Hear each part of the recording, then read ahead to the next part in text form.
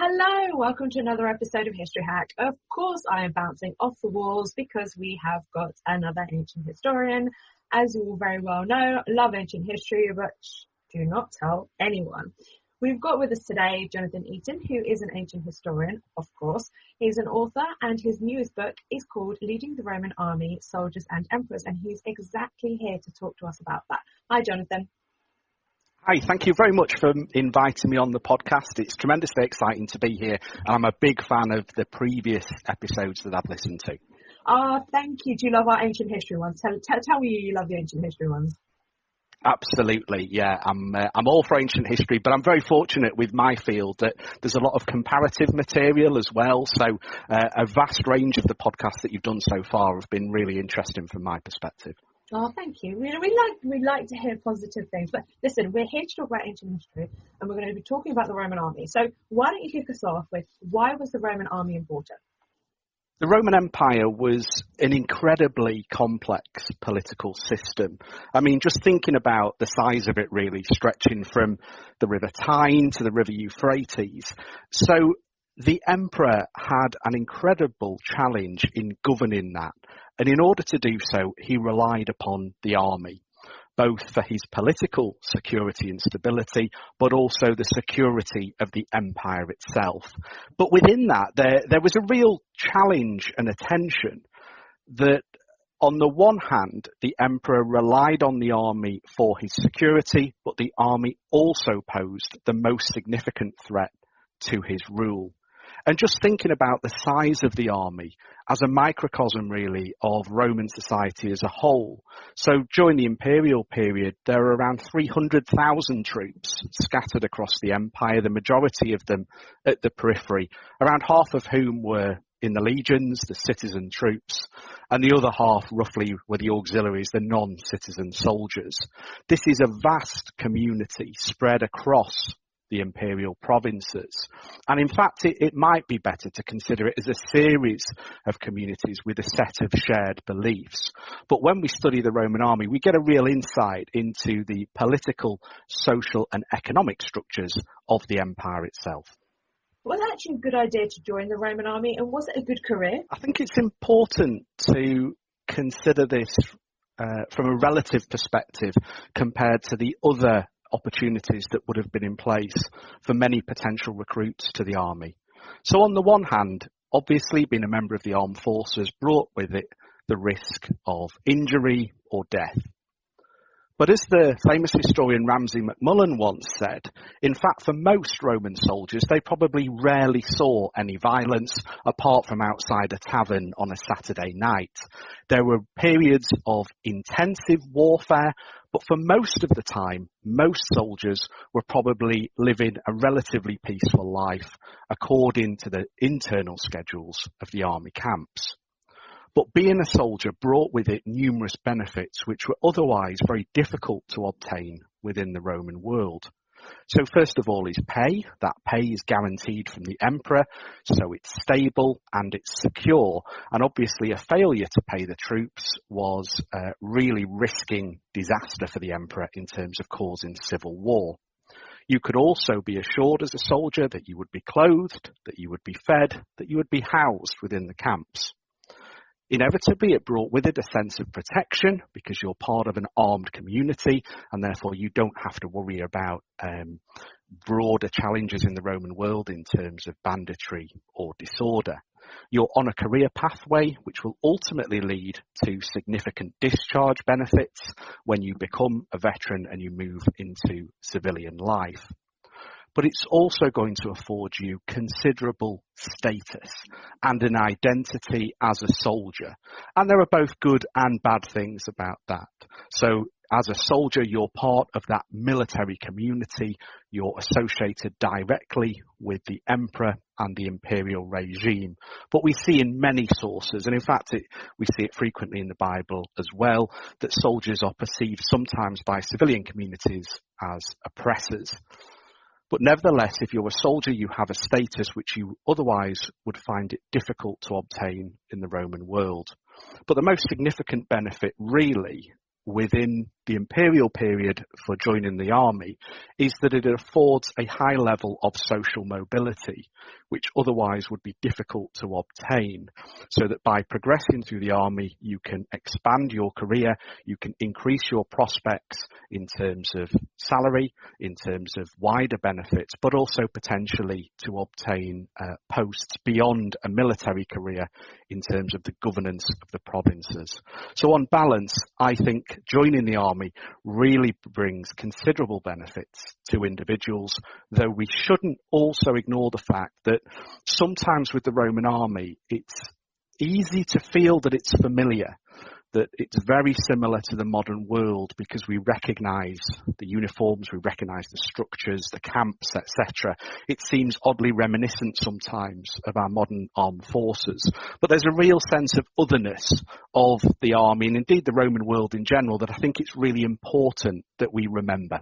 So for lower skilled people, this would pretty much be ideal because you haven't got really any prospects. For example, you know, you can low menial job, but here you get fed, clothed, you get paid, you get a good retirement, and you get advancement, as you said.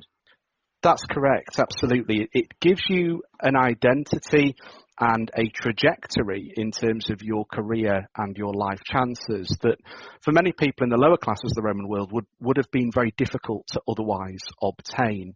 It's also worth saying as well that, you know, there were downsides to this beyond the risk of injury or death. So that can include mobility. So at particular times during the Imperial period, particularly when there were major conflicts underway, particularly on the Rhine and Danube, there were significant movements of army units across the empire. And of course, if you'd been based in a particular province for a period of time, you would have built up social connections. You might even be raising children, etc. And that becomes increasingly difficult when you're having to shift around the empire. However, over time, gradually the legions became more settled in particular places, and that became less of an issue. Okay, so we've touched a little bit on the lower class, but what actually makes a Roman soldier and where do they all come from? It's a very good question, and the recruitment patterns of the army changed gradually during the Imperial period following the first emperor, Augustus. So initially, the army was drawn predominantly from Italy, and there was a view that this was the best approach, that you would create Italian legions who would drive forward the aims of the empire. But there was a real challenge politically around getting the balance right between the need for willing volunteers to serve in the army and the need to send soldiers to often remote locations. Now, on an annual basis, it's reasonable to assume that around 5,000 to 6,000 recruits would have been needed annually for the 30 legions alone, and that's notwithstanding the auxilia. But actually filling those ranks is a delicate process because obviously if you're conscripting recruits, they're often not the prime sort of soldiers that you would want. They can desert, they can rebel, etc. So there is a really clear balancing act. In the final decades of the Republic, before the rise of Augustus, there was around 420,000 Italians serving in the legions, but that had become increasingly unpopular. So the first Emperor Augustus began to limit conscription within Italy itself, recognising the political problems that caused, apart from where there were particular crises, such as the loss of some of the legions in Germany, which required a sudden investment in additional resource into the German armies. Instead, Italians tended to fill the units within Rome, in particular the Praetorian Guard, the bodyguards of the emperor and his family, because that was a prime position in terms of pay, benefits, being based in the city, being able to swan around the city in a high status uniform. And increasingly, the army units in the provinces were recruited locally within the provincial areas. And by the time we reached the Emperor Hadrian in the early 2nd century AD, the provinces were mainly local recruitment grounds for the legions. Of course, as army bases became ever more established in particular regions, the children of soldiers fed into the ranks as well, and it also almost becomes quite self-perpetuating overall. Now, there were occasions where conscriptions had to take place, and that was mainly during times of emergency where particular gaps in the army had to be filled, or where there was a need for rapid expansion in military manpower. But they increasingly became quite rare outside of that specific context. In terms of what it means to become a soldier, well, you're essentially signing up for around 25 years of service. In terms of how you actually get into the army, from the sources, we're aware really of two key checks that were made. First of all was the exam you would expect around physical fitness, that the individual can cope with the rigours of army life. But there was also a check on legal eligibility as well to make sure that this individual was a citizen if they were going into the legions and weren't wanted for any crimes. Interesting, literacy wasn't required to become a soldier, though as a soldier progressed in his career, having literacy skills inevitably became an advantage with some of the positions that were available to them. I've got a question with the topic actually, but you said they have to be citizens to join the Roman army, but how could you become a citizen if you are, for example, in the province of Syria or Gaul, for example? Yeah, it's a good question, and this is really one of the most successful mechanisms of the imperial regime, of how you conquer new provinces, but then you take those provincial populations through a process which means that they wish to become Roman, that the Roman lifestyle is something to be admired. And citizenship is a key part of this. It brings real benefits for the individual, both in terms of taxation, but also in terms of legal protection as well. And there are a number of ways that this could be obtained. So entire groups of populations could be afforded citizenship under particular circumstances. But interestingly, the army is a key driver for this. So if I am a non-citizen, let's say I'm an inhabitant of a recently conquered area, I can sign up to join the army as a member of an auxiliary unit, so a non-citizen unit. And when I complete my service, one of the benefits I would receive is citizenship, that I become a Roman citizen. And most importantly, that benefit is afforded to my children as well. So they become citizens. If they wish, they could join the legions, but otherwise my family is increasingly socially mobile. So can you talk us through an average career? Would there be any possibility of advancement? There would, and there would be quite significant opportunities for this. And there's a considerable amount of evidence that this is exactly what many of the recruits were seeking in terms of that career trajectory. So, as I mentioned, as a new recruit, you're signing up essentially for a 25-year period, and all being well, you would reach the end of that and become a veteran and achieve numerous benefits as a result. Now, probably as a soldier, you're likely to be based in a particular area for a prolonged period of time. So as I mentioned earlier in the podcast, although there are periods of time where units are mobile, increasingly they're becoming fixed in particular places. But what is interesting is there's significant evidence for mobility beyond the army bases themselves. So what's interesting is when we visit Roman forts, the likes of Vindolanda, Housesteads, Chester, etc., we tend to imagine that these are filled with Roman soldiers going about their business. And often they would be, but in fact soldiers were pretty mobile individually, and there's a key piece of evidence from this from Vindolanda, which is one of the Vindolanda tablets that have been preserved, these bureaucratic documents about how the unit of Vindolanda was operating, said that out of 752 soldiers and 6 centurions, only 296 were actually in the army base at the time the document was drawn up. The others are essentially mobile across the local area, potentially across the province as a whole. A similar document from Egypt, recording an auxiliary unit records that around 27% of that unit are spread across the countryside. So there's an awful lot of movement, there's an awful lot of communication going out, and that's quite significant. If I join the Legion, when I'm looking to progress, and hopefully I would want to become a Centurion.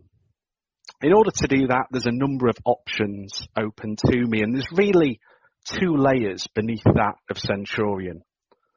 The first initial layer are called the immunes. It's where we get the word immune from.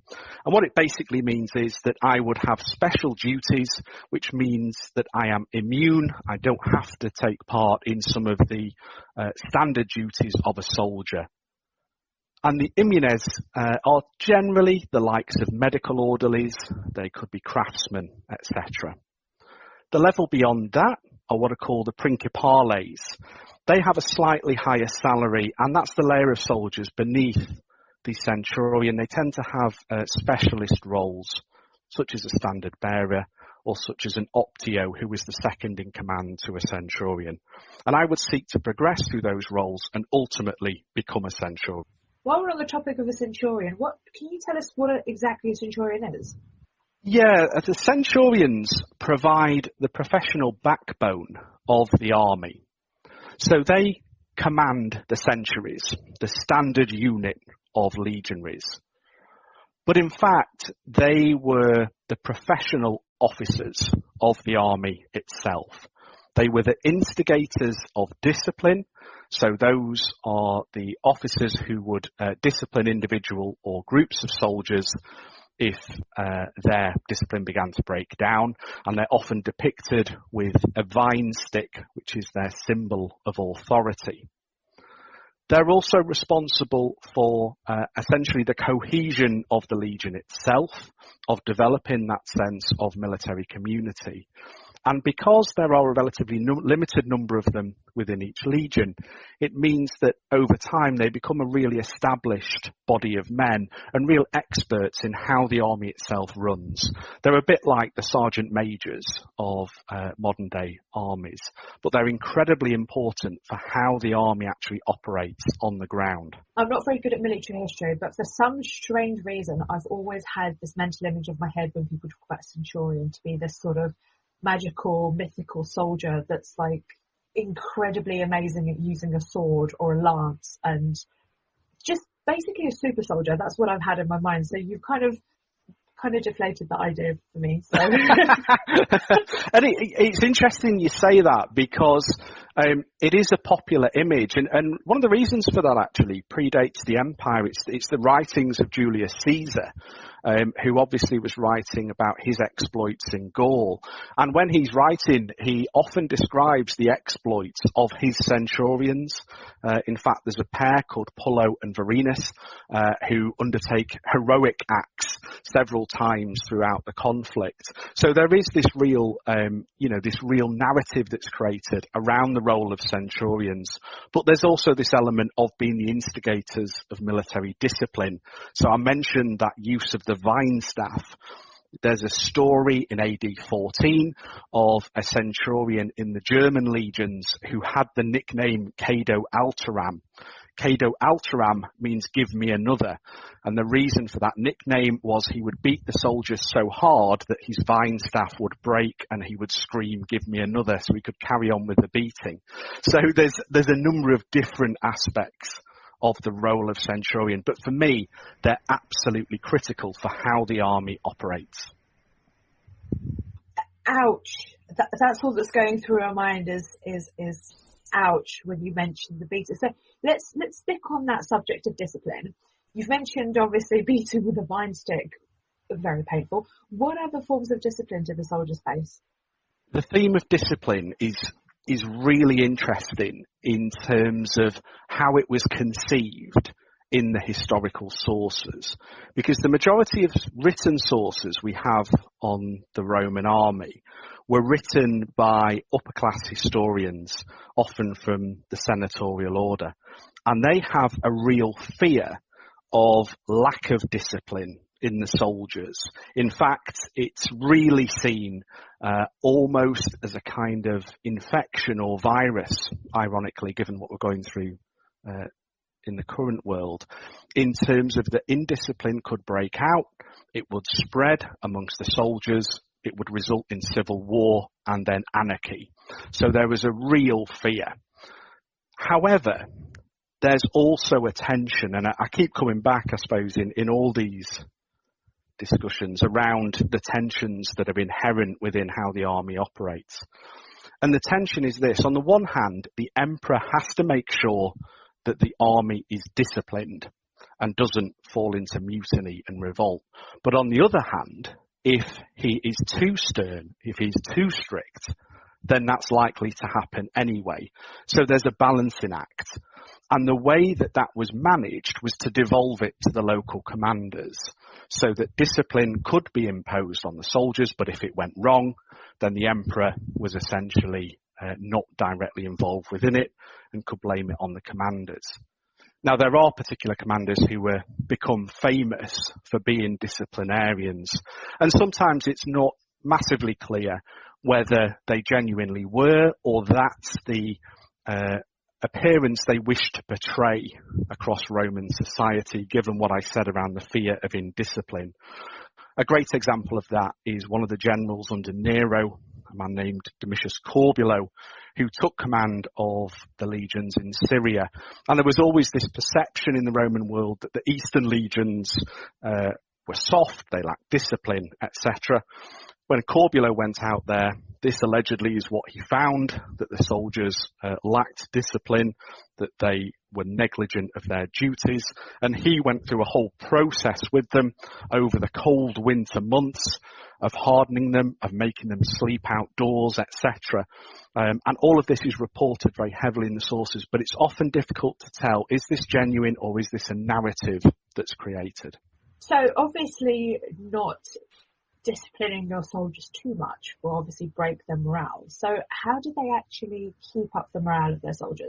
There's a number of ways, and I suppose mechanisms that were developed or evolved during the imperial period. And a lot of it was to do with how this military community was designed by the emperor, if we can use that term. And what I mean by that is that there are a number of mechanisms put in place that would create a sense of military community linked directly to the imperial regime.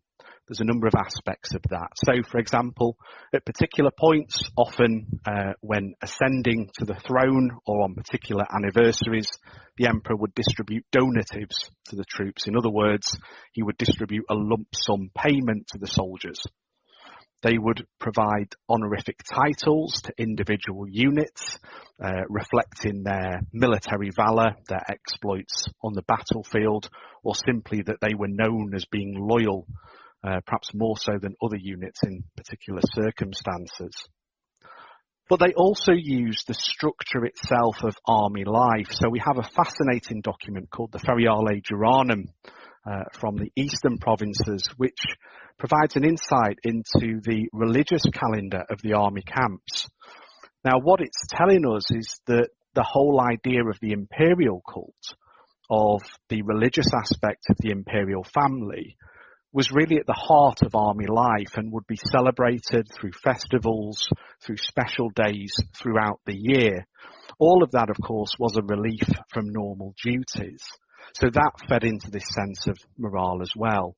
And then behind all of that, of course, is the pay that's provided, the decorations that might be awarded to soldiers, and the benefits which are afforded to them when they complete their service. So there's a complex toolkit, really, which was used to maintain the morale of the troops. So we're going to talk about mutiny, and every time somebody mentions mutiny, all I can think of is a boat and a pirate and a sword and, saying, on guard, we are now taking over the boat. But obviously that is not what happened here in the Roman army. Can you give us any examples? Are there any examples? There are. I mean, it's worth saying that they are rare overall, but when they happen, they are incredibly dangerous for the security of the imperial regime. The best example we have takes place in AD 14. So this is the death of the first emperor, Augustus, and the succession of Tiberius.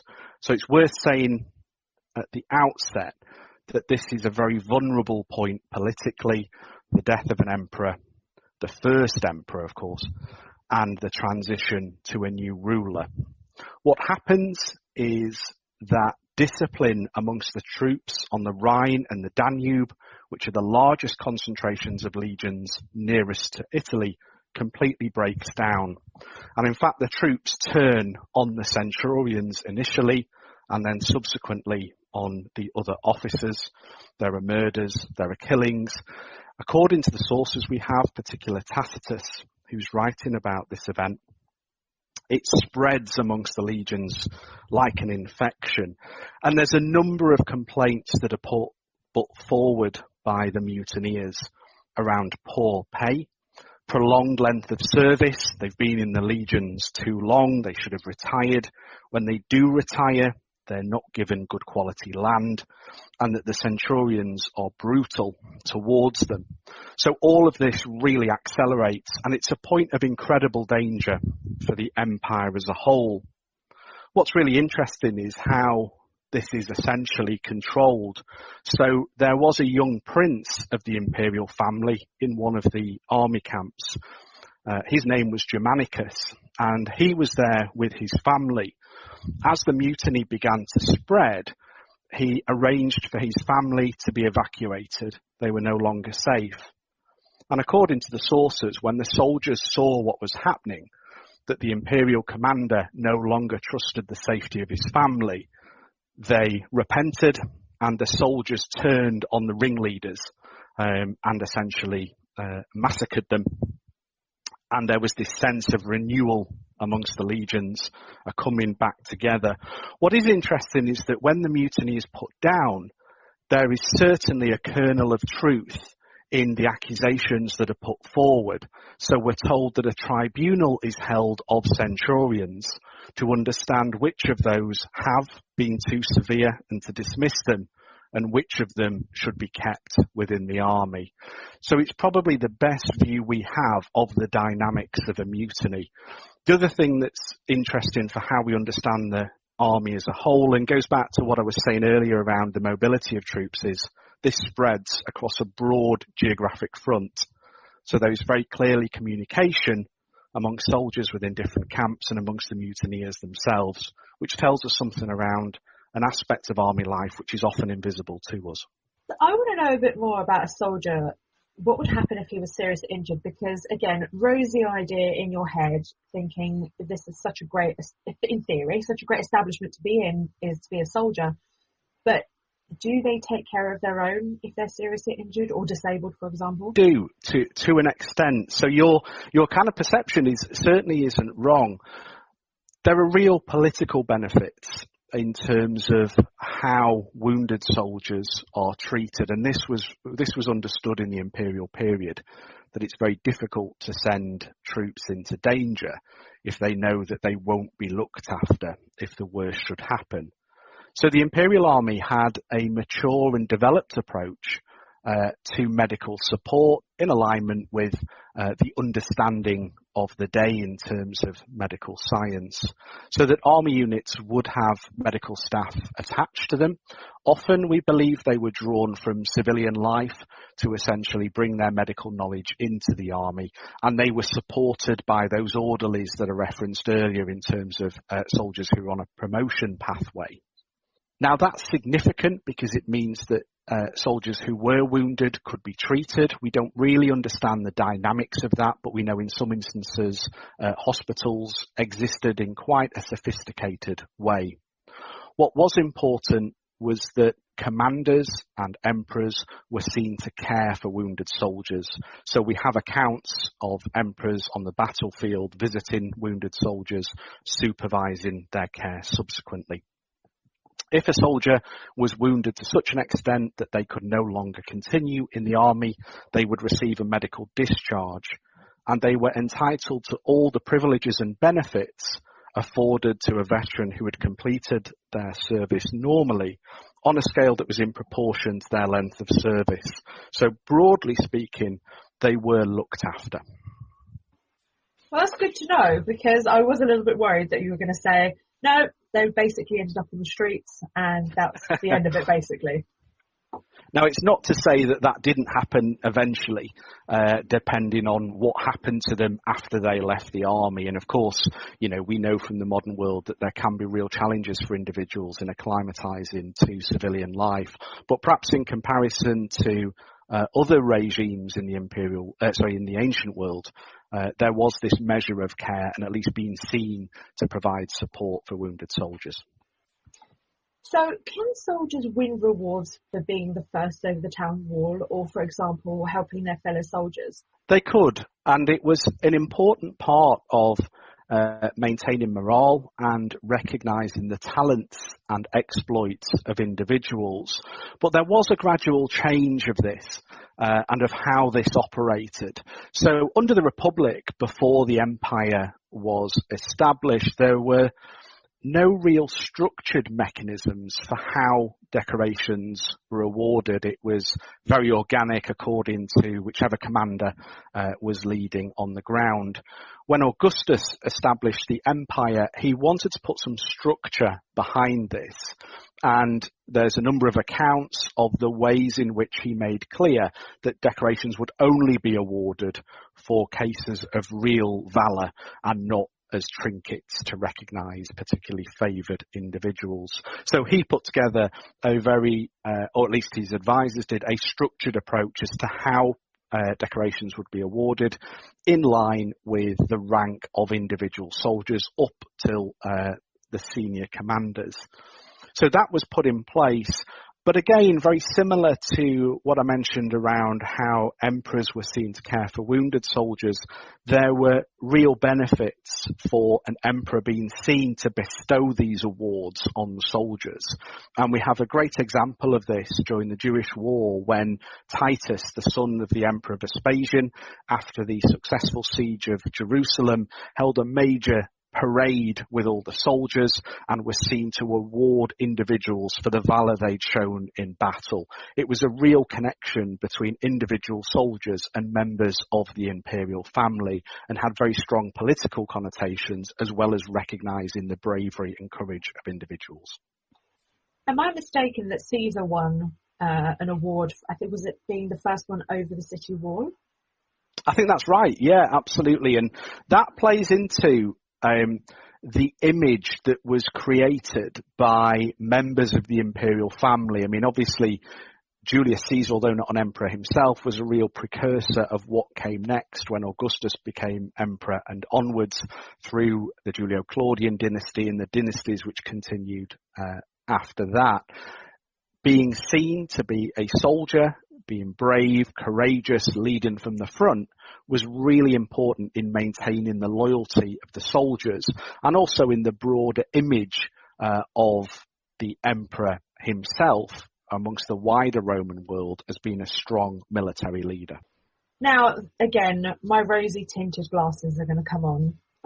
I am not a stranger to watching TV involving Romans and Roman things. How did the upper class react to military service? Because just for me, all I can see, like for example, a Gladiator or Spartacus, these upper, I know, just laugh. I can hear all our listeners laughing away. It's fun. I don't care. Basically, were they just given these prominent positions because here you go, you are the son of a senator, become a general? I'm going to reference again one of these tensions that exists within how the army operates and how the emperor commands it.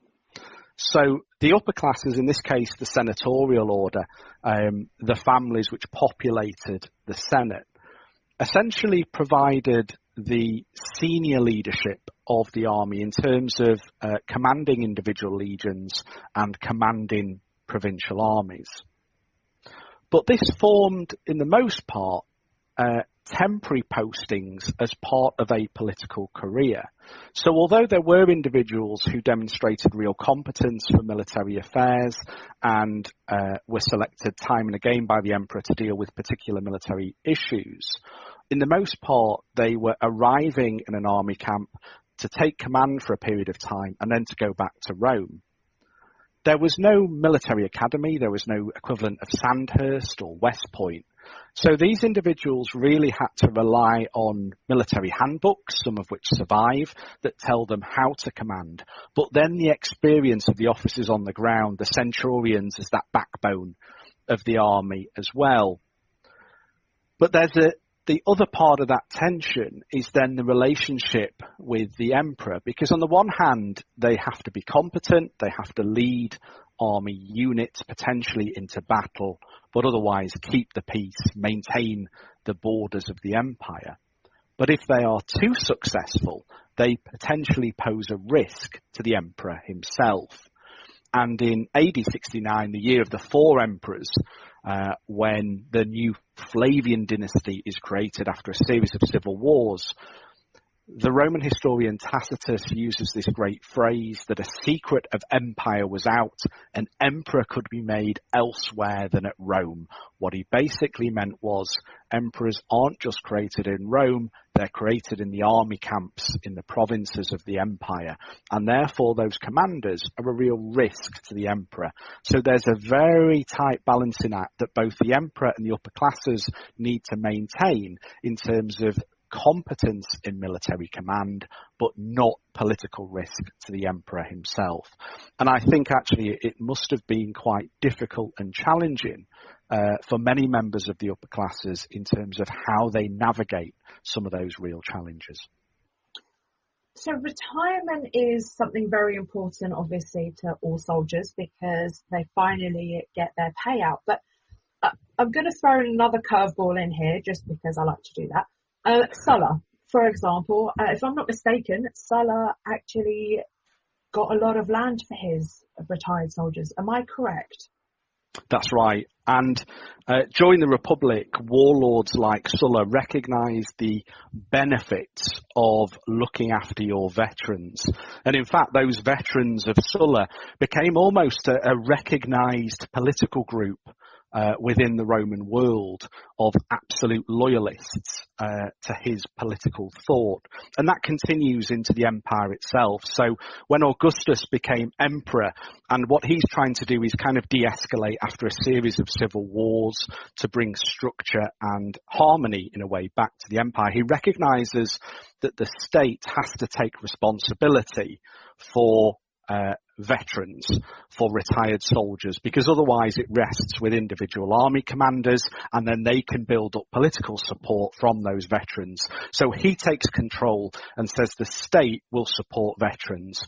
And it's basically done primarily in one of two ways. Either they're afforded land, which becomes theirs to farm, or they're given a financial payout. And increasingly it's the financial payout that's the way that's adopted. But obviously the veterans themselves are really significant because they're individuals who are respected, who are highly trained and therefore could potentially be called back to service in the event of national crisis, but they're politically loyal to the emperor. And in the early stages of the empire, we see these concentrations of veterans who increasingly form, I suppose, a really important component of Roman society in being committed to the emperor and the imperial house. So they have a really positive benefit in terms of the provinces themselves. Of course, some soldiers continued their careers, and the high point that many soldiers were aiming for was to become the first centurion in the legion, what's called the primus pilus, or first spear. And that's the rank that really, as an ordinary soldier, is the one you want to achieve. And the reason for that is it's seen as kind of the crowning glory of an army career. Depending on how long it takes you to get there, other options are then opened up in terms of career pathways in the imperial administration beyond military life itself. But just to give you an example of how significant that was, there's a really interesting altar that survived over 2,000 years that was set up by a centurion called Maximus Gaetulicus.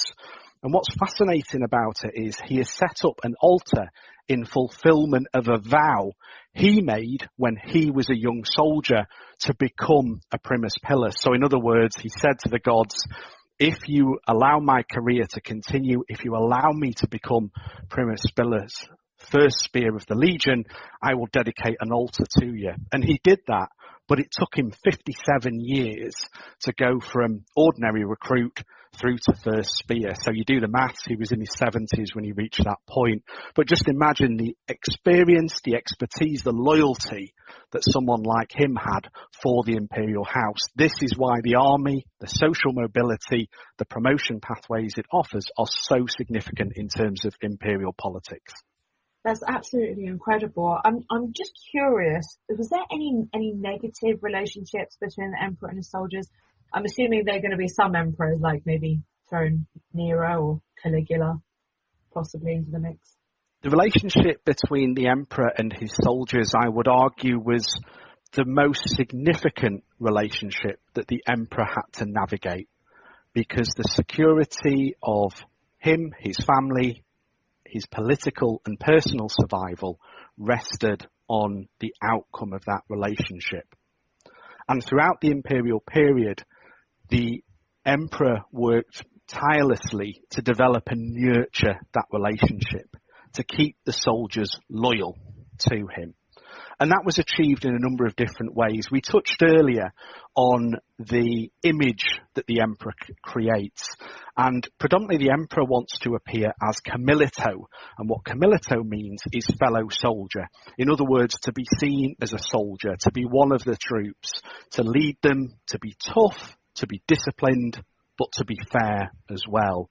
And emperors go to extraordinary lengths to achieve this. And we see examples of that visually in Rome on Trajan's column, the column of Marcus Aurelius, which are all around that imagery of the emperor amongst the soldiers.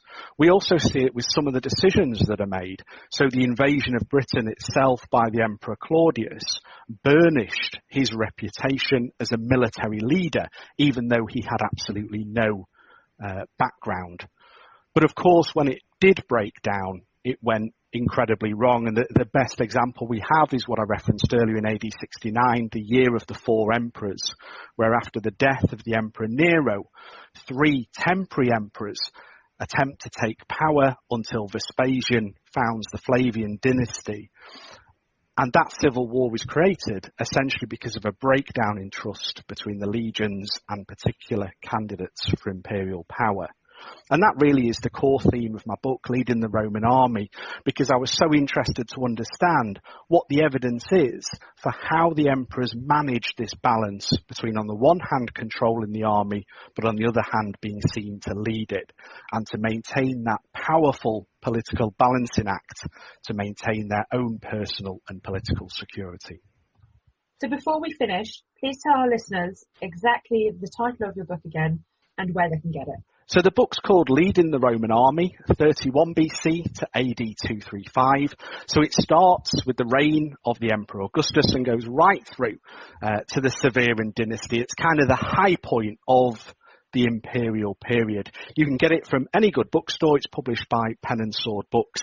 I hope you enjoy it if you do read it, and I'd love to hear your feedback as well. Amazing, Jonathan. Thank you so much for joining us and giving us this absolutely amazing overview of the Roman army and, of course, breaking my rosy sunglasses. So thank you so much for joining us. Thank you. It's been tremendous. Thanks very much.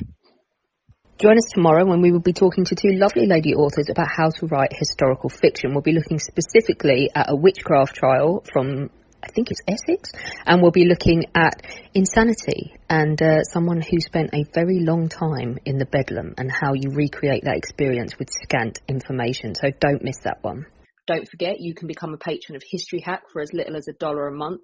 Just go to www.historyhack.podbean.com. It will help us keep going in the aftermath of the coronavirus, and we would really appreciate it, as we would love to do so.